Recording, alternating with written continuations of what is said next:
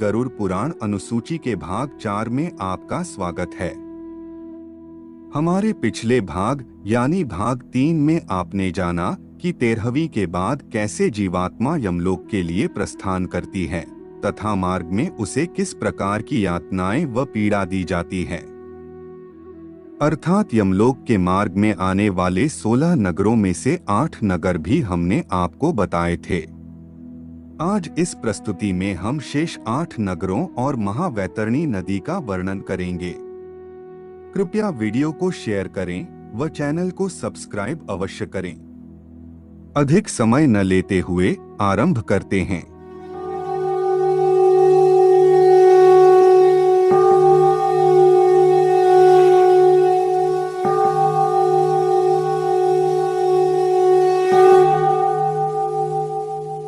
गरुड़ पुराण के अनुसार पक्षीराज गरुड़ भगवान विष्णु से प्रश्न करते हैं कि हे प्रभु, मृत्यु लोक और यमलोक के मध्य स्थित वैतरणी नदी से जीवात्मा का क्या संबंध है और उन्हें इस नदी में किस तरह का दंड दिया जाता है अथवा किस प्रकार पापी जीवात्माएं महावैतरणी नदी को पार करती है।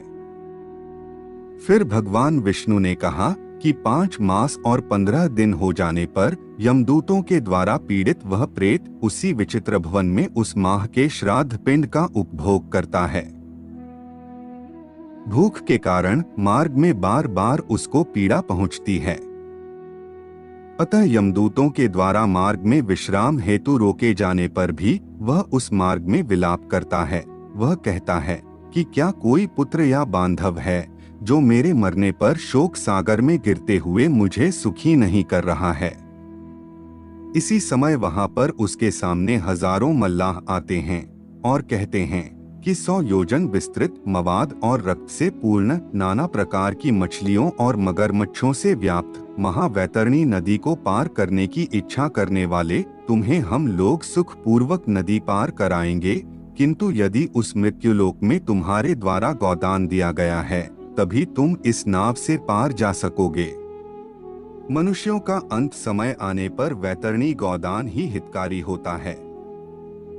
अगर महावैतरणी नदी को पार करना है तो विद्वान व नित्य धर्म में रहने वाले ब्राह्मण को गोदान करना चाहिए। गोदान पापी के समस्त पापों को विनष्ट करके उसे सुखपूर्वक विष्णुलोक ले जाता है।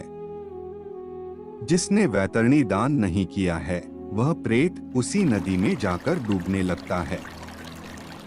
जो प्रेत जितना पापी होता है उसे निश्चित समय तक महावैतरणी नदी में रहना पड़ता है और डूबते हुए स्वयं अपनी निंदा करता हुआ कहता है कि मैंने ब्राह्मण को कभी कुछ दान नहीं दिया है, न मैंने अग्नि में आहुति दी है, न भगवान का जप किया, न तीर्थ में जाकर स्नान किया है और न भगवान की स्तुति ही की है।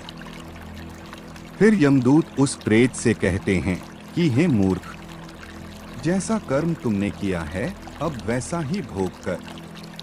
ऐसा कहने के बाद यमदूतों के कटु परंतु सत्य वचन सुनकर वह प्रेत उसी समय जड़बुद्धि हो जाता है और वैतरणी के दूसरे तट पर दिए गए श्राद्ध के दान एवं पिंड का भोजन करके आगे की ओर बढ़ता है। इसके बाद वह प्रेत एक दिन रात में 247 योजन की गति से चलता है। 7वां मास आने पर वह बहवापद नामक पुर में पहुंचता है। 7म मासिक श्राद्ध में जो कुछ दान दिया गया है उसको खाकर 8वें मास की समाप्ति पर उसकी यात्रा दुखदपुर तथा नानाक्रंदनपुर की ओर होती है। यहाँ अत्यंत दुखी होकर वह रोने लगता है। यहाँ के निवासियों को क्रंदन यानी रोता देखकर वह प्रेत स्वयं शून्य हृदय एवं दुखित होकर बहुत जोर जोर से रोने लगता है। वहाँ 8वें मास के श्राद्ध को खाकर वह सुखी होता है। नगर को छोड़कर वह तप्तपुर चला जाता है। सुतप्त भवन में पहुंचकर प्रेत 9वें मास के श्राद्ध में पुत्र के द्वारा किए गए पिंडदान एवं कराए गए ब्राह्मण भोजन को खाता है। 10वें मास में वह रौद्र नगर जाता है। वहां वह 10वें मास के श्राद्ध का भोजन करके आगे स्थित पयोवर्षण नामक पुर के लिए चल देता है। वहां पहुंचकर वह 11वें मास के श्राद्ध का भोजन करता है और वहां मेघों की ऐसी जलवर्षा होती है जिससे प्रेत को बहुत ही कष्ट होता है। तदंतर आगे की ओर बढ़ता हुआ वह प्रेत अत्यंत कड़कती हुई धूप और प्यास से तड़पने लगता है। 12वें मास में पुत्र ने श्राद्ध में जो कुछ दान दिया है उसका ही वह दुखित प्रेत वहां भोग करता है। इसके बाद वर्ष समाप्ति के कुछ दिन शेष रहने पर अथवा 11 मास 15 दिन बीत जाने पर वह शीताढ़्यपुर जाता है, जहां प्राणियों को अत्यंत कष्ट देने वाली ठंड पड़ती है। वहां की ठंड से व्यथित, भूख से व्याकुल वह प्रेत इस आशा भरी दृष्टि से दसों दिशाओं को देखने लगता है कि क्या मेरा कोई बंधु बांधव है जो मेरे इस दुख को दूर कर दे। उस समय यमदूत उस प्रेत से कहते हैं कि तेरा पुण्य वैसा कहाँ है जो कोई इस कष्ट में तेरी सहायता कर सके। इसके बाद वहां से 44 योजन परिक्षेत्र में फैला हुआ गंधर्व और अप्सराओं से परिव्याप्त और अत्यंत मनोरम बहुधर्म भीति भवन पड़ता है, जहां 84 लाख मूर्त एवं अमूर्त प्राणी निवास करते हैं। इस पुर में 13 प्रतिहार बसते हैं जो ब्रह्मा जी के पुत्र हैं और श्रवण कहलाते हैं। ब्रह्मा जी के पुत्र श्रवण देवों का वर्णन व इनसे जुड़े हुए सभी कार्य हम आपको अगले भाग यानी भाग 5 में बताएंगे।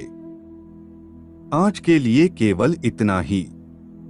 जाने से पूर्व वीडियो को लाइक करें व चैनल को सब्सक्राइब अवश्य करें। तब तक के लिए जय जय श्री राम।